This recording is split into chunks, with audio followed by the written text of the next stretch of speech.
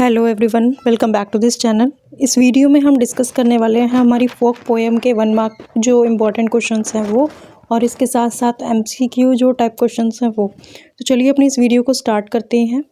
तो सबसे पहले बात कर लेते हैं 1 मार्क्स क्वेश्चन आंसर्स की। नंबर 1 पर जो हमारा क्वेश्चन है, who is the poet of the poem fog. Fog poem जो है उसके जो पोएट है वो कौन है? तो इसके जो पोएट है वो है कार्ल सैंडबर्ग। हमारा नेक्स्ट क्वेश्चन है, what is the fog compared to in the poem. इसमें जो फॉग है उसको किस चीज़ से कंपेयर किया गया है हमारी इस पोएम में? तो फॉग का जो कंपेयर है वो कैट से किया गया है। कैट से क्यों किया गया है? क्योंकि जो फॉग है वो धुंध एक तरह से स्लाइटली स्लोली चलता है, उसी तरह से जो कैट है वो भी स्लोली साइलेंटली चलता है। तो दोनों को ही एक दूसरे से क्या है, कंपेयर किया गया है। नेक्स्ट क्वेश्चन है, what type of poem is fog. किस तरह की जो फॉग पोएम है ये है, वो हमें बताना है कि जो पोएम कार्ल सैंडबर्ग ने लिखी है ये किस तरह की पोएम है, किस टाइप की पोएम है। कार्ल सैंडबर्ग ने इस पोएम को फ्री वर्ड्स में लिखा है, फ्री वर्डिंग में लिखा है। इसमें इन्होंने कोई राइम स्कीमिंग का कुछ भी यूज़ नहीं किया, फ्री वर्ड्स में इसको लिखा गया है। अगला क्वेश्चन है हमारा, the fog comes on little cat feet. ये जो यहाँ लाइन यूज़ की गई है इस पोएम में, the fog comes on little cat feet, which poetic device is used here. अब यहाँ पर किस तरह का पोएटिक डिवाइस जो है यूज़ किया गया है? Fog comes on little cat feet. अब फॉग को किसके साथ कंपेयर किया गया है? मेटाफर की तरह इसमें यूज़ किया गया है कैट फीट को। तो क्या है? मेटाफर है, जिसमें हम किसी चीज़ का कंपेयर किसी और चीज़ से करते हैं कि उसकी तरह है, इसकी तरह है, लेकिन इसमें लाइक और एज का यूज़ नहीं होता। तो ये क्या है? हमारा मेटाफर है। तो नेक्स्ट हमारा है, what does the fog do when it comes. अगर जब धुंध आती है, फॉग आती है, तो कब आती है? तो वो हमें बताना है। तो ये जो फॉग आती है, it sits over the city and the harbour. ये किस पर आती है? सिटी पर आती है और हार्बर पर आती है। ये मतलब धुंध को इस तरीके से बताया, ये सिटी और हार्बर पर बैठती है। यहाँ हार्बर जो होता है ये होता है समुद्र के किनारे, और सिटी के किनारे बैठ जाती है। नेक्स्ट क्वेश्चन है, what does the fog cover in the poem. अब इसमें जो फॉग को कवर किया गया है इस पोएम में, किस तरीके से क्या कवर किया गया है वो हमें बताना है। तो इसका जो आंसर है वो है the harbour and the city. इसको जो फॉग है ना, हार्बर को और सिटी को कवर कर लेती है पूरी तरह से। दोनों ही चीज़ों को क्या है, धुंध ने कवर किया हुआ है। नेक्स्ट क्वेश्चन है, what does the fog do after setting for a while. क्या होगा? फॉग क्या करता है सेटिंग फॉर अ वाइल, कुछ देर बाद। इट मूव्स ऑन, वो वहाँ से चला जाता है। कैसे चला जाता है? क्योंकि धुंध एक जगह नहीं रुकती, वो आगे बढ़ जाती है, कुछ देर रुकती है, फिर आगे मूव ऑन कर जाती है।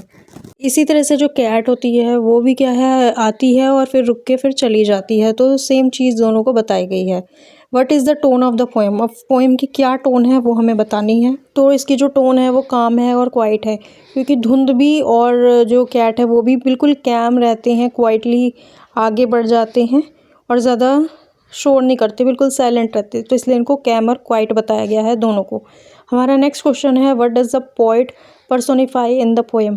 पोएट ने इसमें पोएम को कैसे पर्सोनिफाई किया है? फॉग को इसमें पर्सोनिफाई किया है।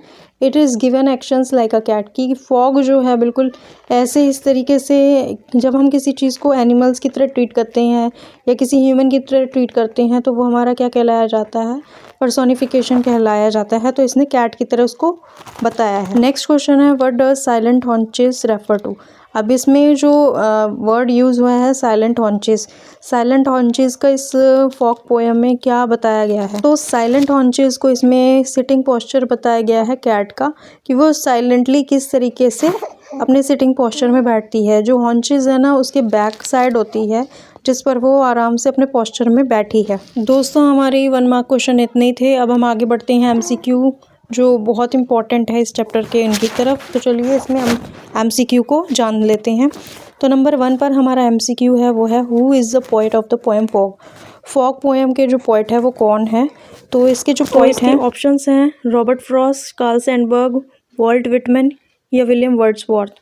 तो इनमें से इस पोएम के जो पोएट कौन है? कार्ल सैंडबर्ग हैं। तो कार्ल सैंडबर्ग इसके पोएट हैं। सेकंड क्वेश्चन है, the poet compares the fog to a. इस पोएम में पोएट ने फॉग को किस चीज़ से कंपेयर किया है वो हमें बताना है। तो इसमें फॉग को कंपेयर किया गया है किससे? डॉग से, बर्ड से, कैट से या क्लाउड से? फॉग को कंपेयर किया गया है कैट से। थर्ड क्वेश्चन है, the fog comes on little dash feet. अब फॉग जो आ रही है वो लिटिल डैश फीट पर आ रही है, डॉग, बर्ड, कैट या रैबिट।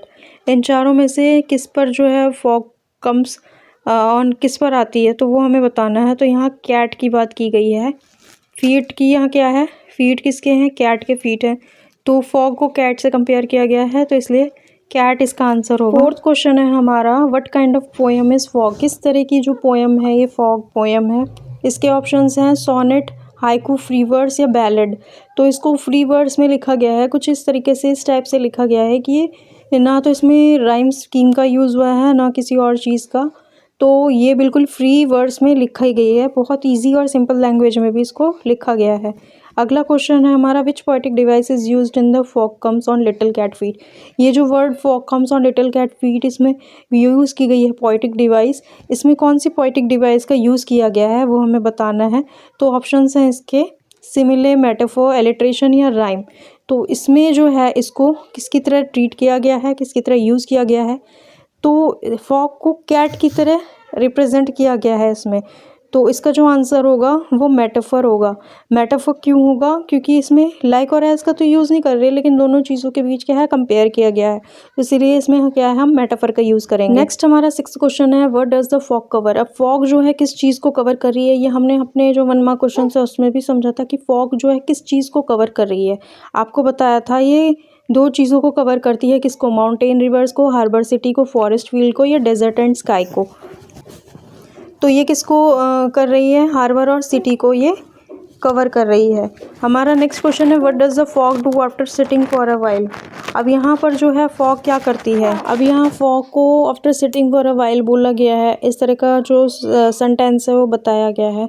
तो वो किसके लिए यूज़ किया गया है, it rains, it disappears with wind, it moves on या it becomes a storm.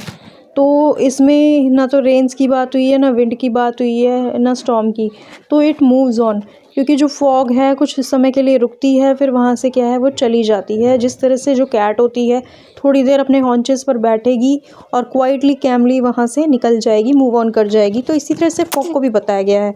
Next question है, it's it's looking shows which poetic device. अब यहाँ इट्स इट्स लुकिंग का सेंटेंस में यूज़ किया गया है लाइन्स का। तो ये कौन सी पोएटिक डिवाइस है, पर्सोनिफिकेशन, रेपिटिशन, सिमिले या इमेजरी।